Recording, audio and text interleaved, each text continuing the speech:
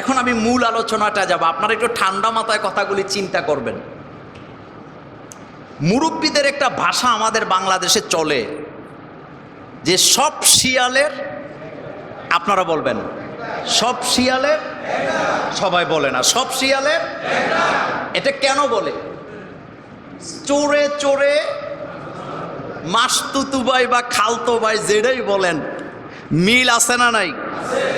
ঠান্ডা মাথায় যদি চিন্তা করেন তাহলে দেখতে পাবেন পৃথিবীর মুসলমান সব, হানাফি, শাফি, হাম্বলি, লা মাযহাবি, এই পীরের মুরিদ সেই পীরের মুরিদ, সবার আওয়াজ কিন্তু একটাই, আল্লাহু।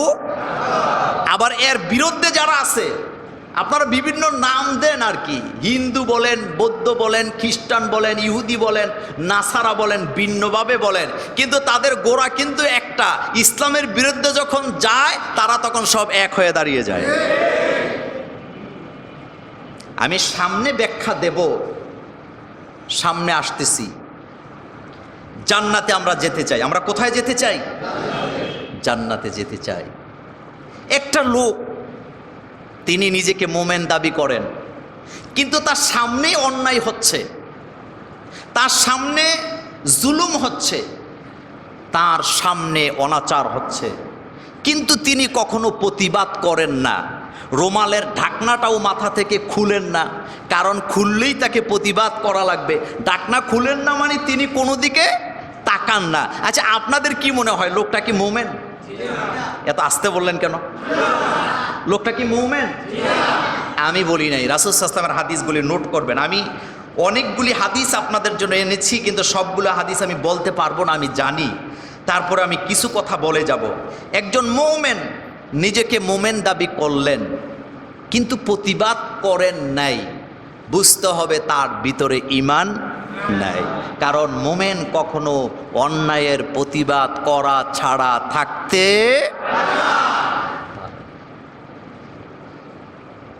প্রশ্নই আসে না।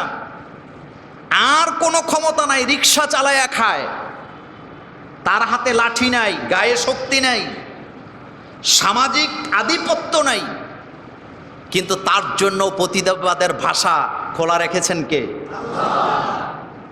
এই জন্য হাদিসটা আমি নিচের থেকে উপরের দিকে যাব, যাতে আপনাদের বুঝতে সুবিধা হয়। আল্লাহ রাব্বুল আলামিনের হাবিব বললেন, যারা অন্যায়ের প্রতিবাদ করে না তারা কখনো মোমেন নিজেকে দাবি করতেই পারবে না, মোমেন নয়। একজন রিক্সাওয়ালা, ঠেলাওয়ালা, কুলি দিন মজুর, যার সমাজে কোনো আধিপত্য নাই, তিনি বলবেন আমার তো এমন ক্ষমতা নাই, অন্যায়ের প্রতিবাদ করতে পারি, তাহলে আমি কি করব? আল্লাহর নবী বললেন, তোমার জন্য লাঠি লাগবে না, মুখের ভাষাও লাগবে না, তুমি শুধু মনে মনে তাদেরকে ঘৃণা করে তাদেরকে এড়াইয়া চলো। সুবহানাল্লাহ, কইতে ইচ্ছে হইল না? তুমি শুধু মনে মনে কি করো? কারণ তোমার তো শক্তি নাই, তুমি রিক্সা চালায়া খাও, ঠেলাওয়ালা, সমাজের একেবারে সাধারণ মানুষ তুমি। তোমার দায়িত্ব হলো অন্যায় দেখছো, এই লোকের তুমি ভালোবাসবা না, তো বরং তাকে কি করবা? ঘৃণা করবা। 2 নাম্বার শ্রেণী, যেমন আমি মোল্লা, আপনাদের ইমাম সাহেব, আপনাদের খতিব সাহেব, তিনি ইচ্ছা করলে হাত দিয়া কাউকে আঘাত করতে পারবেন না, কাউকে মারতে পারবেন না। তিনি বলবেন, ইয়া রাসূলুল্লাহ সাল্লাল্লাহু আলাইহি ওয়াসাল্লাম, আমি তো ইমাম সাহেব, সুফি মানুষ, দাওয়াত টাওয়াত খাইতাম, মানুষ আমারে ভালো বলতো, অন্যায় করছে তারে মারলে তো সবাই আমার বিরুদ্ধে বলবে হুজুর হইয়া মারলো কেন? সেজন্য নবীজি বললেন, তোমার প্রতিবাদ হবে মুখ দিয়া, জবান দিয়া, মিম্বরে দাঁড়ায় হুঙ্কার দিতে ভুলে যেও না। সুবহানাল্লাহ, আসলো না? তাহলে প্রতিবাদের ভাষা গেল কয়টা? গরিবের জন্য গেল, কথা বলেন, একটা। সেটা কি? মনে মনে কি করো? এখন ইমাম, সুফিবাদ, ফিরসা হুজুর, বক্তা, এরপরে আমাদের রামপুর মাদ্রাসার মুহাদ্দিস প্রিন্সিপাল হুজুর, উনি তো কথায় কথায় কারো গায়ে হাত দিবেন না, তাহলে ওনার প্রতিবাদ কি? আরো জোরে বলতে হবে, এটার কি? এবার আসেন যারা ক্ষমতাধর, আপনারা সর্দার, মাতাব্বর, চেয়ারম্যান, মেম্বার, এমপি, অথবা আপনি মন্ত্রী, অথবা আপনি দারোগা সাহেব, আপনার প্রতিবাদের ভাষা ঘৃণা দিয়া করলে হবে না। আপনার প্রতিবাদের ভাষাটা মুখ দিয়ে শুধু বললে হবে না, আপনার হাতে আল্লাহ ক্ষমতা উঠায় দিয়েছেন। সেজন্য আল্লাহ বলেছেন, যারা ক্ষমতায় থাকো, তোমার সমাজে অন্যায় হবে, তুমি হাত দিয়ে তাদেরকে প্রতিহত করো।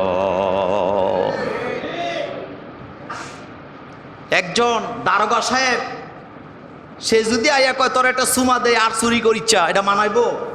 লোকেরা কবে দারোগা একটা সিটার। কারণ উনি দারোগা, তো ওনার দায়িত্ব হলো তাকে অ্যারেস্ট করার প্রয়োজনে কটা কি দেয়া, থাপ্পড় দেয়া, আর উনি তার সুমা দেয়। কিন্তু একজন ইমাম সাহেব যদি বলে বেটা চুরি করো কেন, এটা তো কবিরা গুনাহ, তাইলে এটা মানাবে। তার মানে যাকে যেই পদ্ধতিতে প্রতিবাদ করার প্রয়োজন সেভাবেই করা উচিত, করা উচিত কিনা?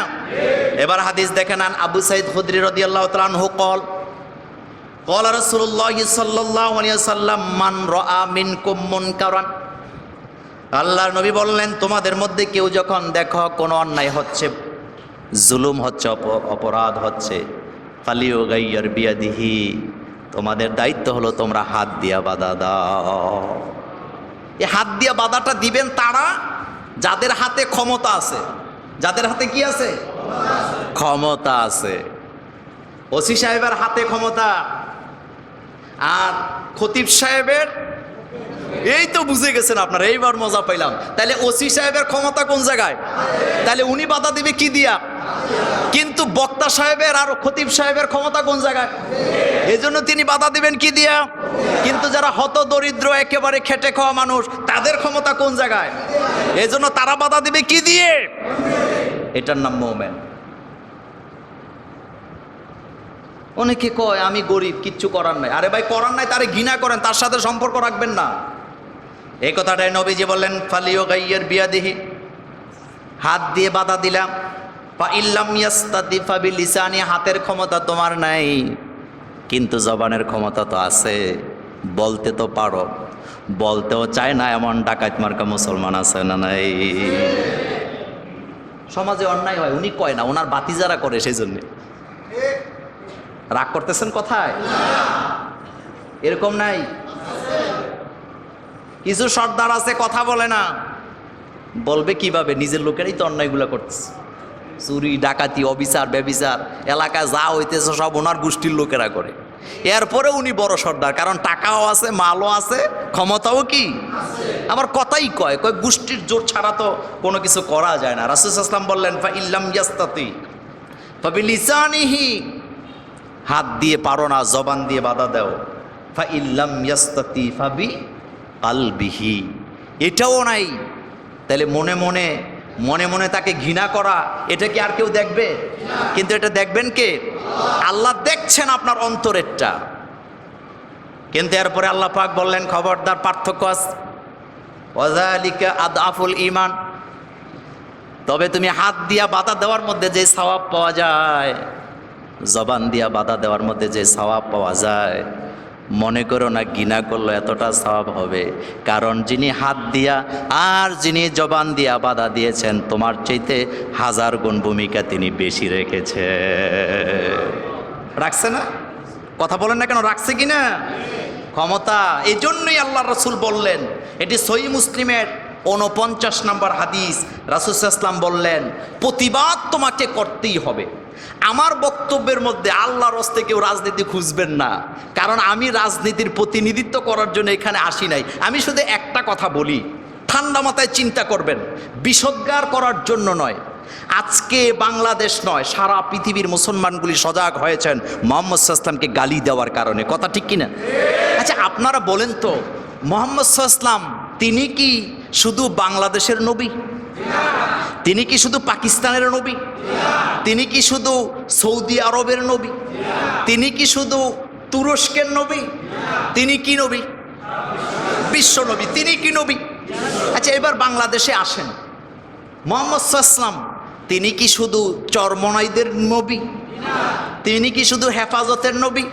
তিনি কি শুধু জামাতে ইসলামের নবী? তিনি কি শুধু জৈনপুরের হুজুরদের নবী?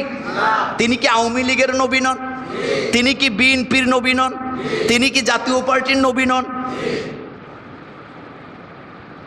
কিন্তু পার্থক্যতা একটা জায়গায় রয়ে গেল,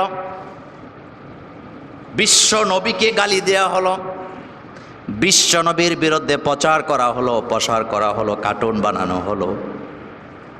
মুসল্লিরা জুমার নামাজের পরে বেরিয়েছেন বিভিন্ন জায়গা থেকে প্রতিবাদ করার জন্য। বিভিন্ন দল, যেমন হেফাজত বলেন, জামাত বলেন, চরমনায়ের পীর সাহেবের দল বলেন, আমরা তাদেরকে দেখলাম দলীয়ভাবে তারা প্রতিবাদ করলেন, মাঠে নামলেন। কিন্তু কলিজা জানতে চায়, আওয়ামী লীগের ভাইয়েরা, বিএনপির ভাইয়েরা কই?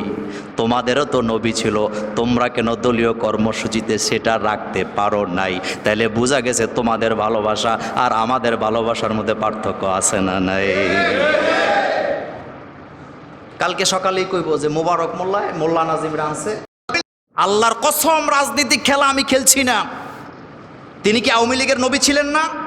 তাহলে আওয়ামী লীগ তো সরকারে ছিলেন, তিনাদেরও তো একটা দায়িত্ব থাকে মুসলমান হিসাবে, তারা কেন প্রতিবাদ করতে পারলেন না?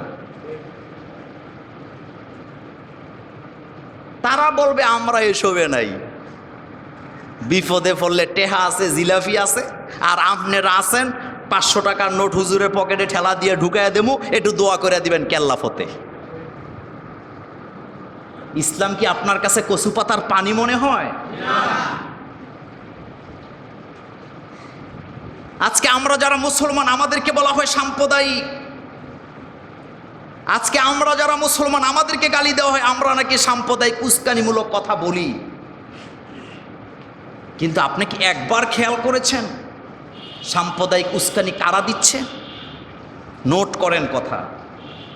রাসূলুল্লাহ সাল্লাল্লাহু আলাইহি ওয়াসাল্লামকে গালি দিলেন, আমরা খেপলাম। খেপাটা স্বাভাবিক, খেপাটা স্বাভাবিক না? খেপছি আমরা প্রতিবাদ করেছি। এমনকি আমরা ফ্রান্সের কলিজায় আপনার ভয় ধরিয়ে দিয়েছি। আজকে সারা পৃথিবীতে মুসলমানেরা ফ্রান্সের পণ্য বর্জন করার কারণে ফ্রান্সের অর্থনীতি এখন তলানির দিকে যাচ্ছে। এখন ফ্রান্সের প্রধানমন্ত্রী বলতেছে আল্লাহর হস্তে তো বলে না, এভাবে নয়, বলতেছে আপনাদের কাছে অনুরোধ, অন্তত আমাদের পণ্য বর্জন করেন না।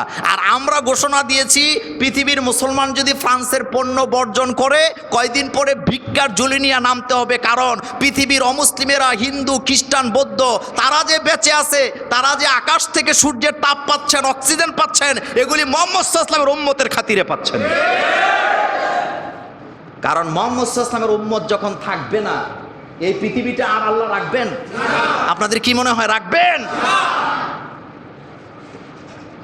আচ্ছা ভাই, রাসূল সাল্লাল্লাহু আলাইহি ওয়াসাল্লামকে গালি দিলেন, হেফাজতের ভাইয়েরা মিছিল করলেন, রাসূলকে গালি দিলেন, চরমনের হুজুরের নেতৃত্বে বিশাল মিছিল হলো। রাসূলকে গালি দিলেন, এদেশের ধর্মপ্রাণ মুসলমান মসজিদ থেকে মুসল্লিরা, যেখানে সব দলের লোক ছিল, আওয়ামী লীগের লোকও ছিল, মুসল্লিরা প্রতিবাদ করলেন। এখানে হিন্দু, বৌদ্ধ, খ্রিস্টান ঐক্য পরিষদের কোনো ক্ষতি হওয়ার কথা কি ছিল? কথা বলতে হবে। কোনো ক্ষতি কি তাদের আমরা করছি?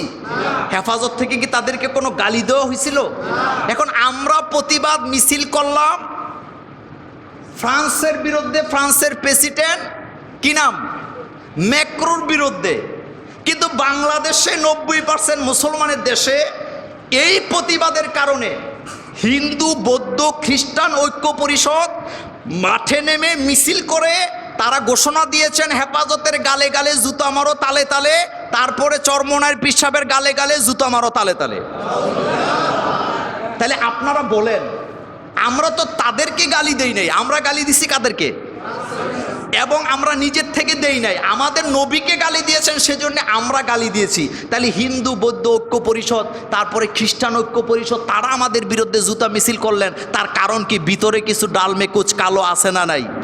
আছে মানেই হলো ফ্রান্সের ম্যাক্রো আর বাংলাদেশে যারা হিন্দু, বৌদ্ধ, খ্রিস্টান ঐক্য পরিষদ করেছেন, তাদের দুই দলের মধ্যে মুহাম্মদ সাল্লাল্লাহু আলাইহি ওয়াসাল্লামের শত্রুতার বিরুদ্ধে, মুসলমানের শত্রুতার বিরুদ্ধে কোনো পার্থক্য নাই।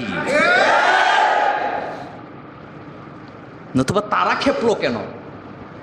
খেপছে তো খেপছে, তাদেরকে থামানোর দরকার ছিল কি ছিল না? এখন আসেন সাম্প্রদায়িকের হাদিস নেন। আমরা যারা মুসলিম, আমরা সাম্প্রদায়িকতায় বিশ্বাস করি না, কারণ আমাদের নবী আমাদেরকে এই শিক্ষা। তার প্রমাণ হলো 5 দিন হয়ে গেছে তারা আমাদেরকে গালি দিয়েছেন জুতা মারার কথা বলে। আপনারা বলেন, আমরা মুসলমানরা যদি একটু করে স্যাপ দিতাম, বাংলাদেশে তাদেরকে খুঁজে পাওয়া যেত? কথা বলেন না কেন? খুঁজে পাওয়া কি যেত?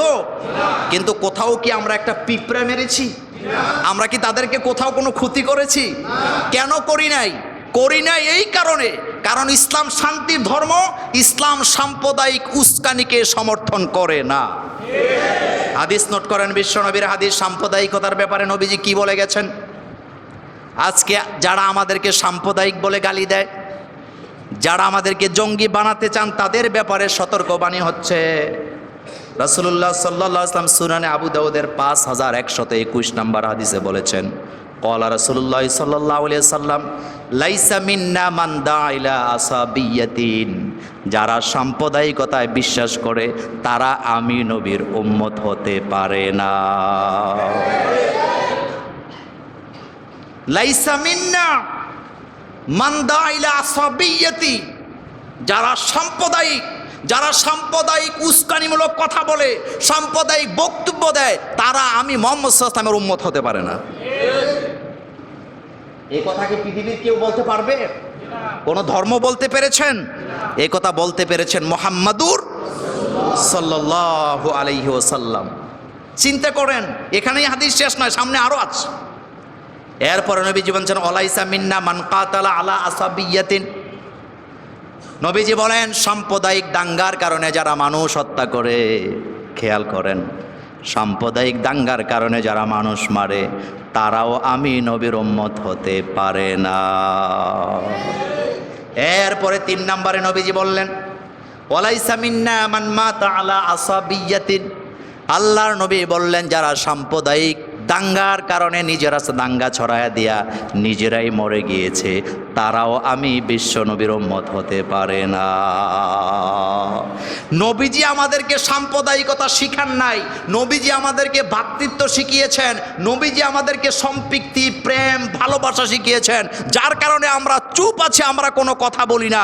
এটাই প্রমাণ করে ইসলাম ছাড়া পৃথিবীতে কেউ শান্তি দিতে পারে না। যিনি শান্তির বাণী উড়ান, তিনার নিজের কাছেই তো শান্তি নাই। কথা কি ঠিক বললাম না বাড়ায় বললাম?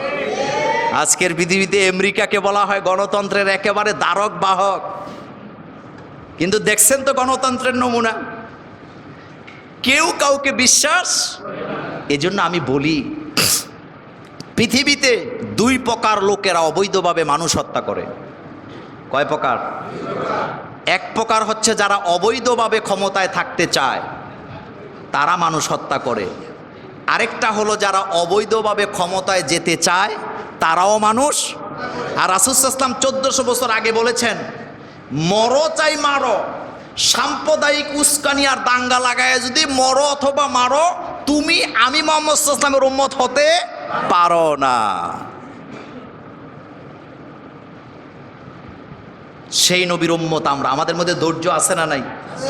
আমাদের মধ্যে ধৈর্য। আর এই ধৈর্য আমাদেরকে শিখিয়েছেন কে? আল্লাহ পাক শিখাইছেন। কি ধৈর্য আমাদের! গালি দেওয়ার পরও আমরা তাদেরকে লালন পালন করি। তবে একটা গল্প মনে হয়েছে, গল্পটা বলে দেই। মায়ের কাছে শুনছিলাম, হাদিস না, মায়ের কাছে শোনা গল্প। মহারাজ একটা বানর পালতেন। বানর চিনেন তো আপনারা? কি বলেন? বান্দর বলে, বানর। তো মহারাজের বন্ধু ওনার বাড়িতে বেড়াতে আসছে। গল্প তো জুমলায় খবরিয়া, সত্য মিথ্যা জানি না, মায়ের কাছে শুনছি। বন্ধু বেড়াতে এসে দেখেন যে মহারাজ তার বানরকে দুধ কলা খাওয়াবার পর বানরের পাছার মধ্যে 3টা পিঠা দেয়, পিঠি দেয়, বেত লাগায়। কয়টা? দেওয়ার পরে বানর মশাই ওই এটারে কি বলে, কাছারি বাড়ি বলে, আপনারা কি বলেন? আগের দিনে এটা ছিল না, বাইরে একটা ঘর থাকতো, ওখানে লোকের আসলে বসতো, মুসাফির থাকতো। এটা কি ঘর কয়? কাছারি ঘর। ওই কাছারি ঘরের পাশে একটা গাছ আছে, ওই 3টা পিঠি দেওয়ার পরে বানর মশাই ওখানে যায় বসে থাকে, আর ডিস্টার্ব করে না। বন্ধুর নজরে এটা পড়ছে। বন্ধু কইলেন, দোস্ত তুমি মহারাজ মানুষ, তোমার তো জ্ঞান বুদ্ধি একেবারেই কম, এটা কেমন জুলুম! দুধ কলা যারে খাওয়াও, খাওয়াবার পরেই 3টা পিট্টি লাগাও পাছার মধ্যে, আর ও যায় গাছের মধ্যে বসে থাকে। এটা তো মারাত্মক জুলুম দোস্ত, এটা করো কেন? মহারাজ কয়, দোস্ত তুমি যদি এই প্রশ্নের উত্তর জানতে চাও, আমার বাড়িতে তোমাকে 3 দিন থাকা লাগবে। কয়দিন? দোস্ত কয়, মহারাজ গেলাম না, 3 দিন থাকবো, কিন্তু ঘটনা জানিয়ে যাবো। ঘটনা কি? আচ্ছা ঠিক আছে, থাকো দোস্ত, টের পাইবা। প্রথম দিন বানর মশাইকে দুধ কলা খাওয়াইয়া আজকে আর পিট্টি দেয় নাই। কি দেয় নাই? এখন বানর মশাই মহারাজের পাশে বসে আছে চুপচাপ ভদ্রভাবে, কোনো কথা কয় না। তো ভালো, বসে আছে, কোনো ক্ষতি তো করে নাই, ভালো কথা। এই গেল প্রথম দিন। দ্বিতীয় দিন আবার খাবার দিলেন, দুধ আর কলা। খাবারের মান কিন্তু ভালো। দুধ কলা খাওয়ার পর এবার আজকেও পিট্টি। আজকে কততম দিন? কথা বলে না, কততম? আজকেও পিট্টি।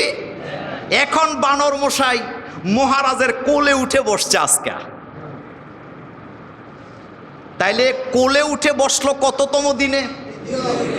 দোস্ত কোনো কথা কয় না, ভালোই তো আছে, কোলে না বসছে। তৃতীয় দিন আবার দুধ কলা খাওয়ালেন। খাওয়াবার পরে আজকেও পিট্টি দেয় নাই। আজকে তো তৃতীয় দিন, ফাইনাল দিন এটা। এখন ওই বানর আজকে আর পাশেও বসে নাই, কোলেও বসে নাই, মহারাজের কান্দে উঠে বসছে।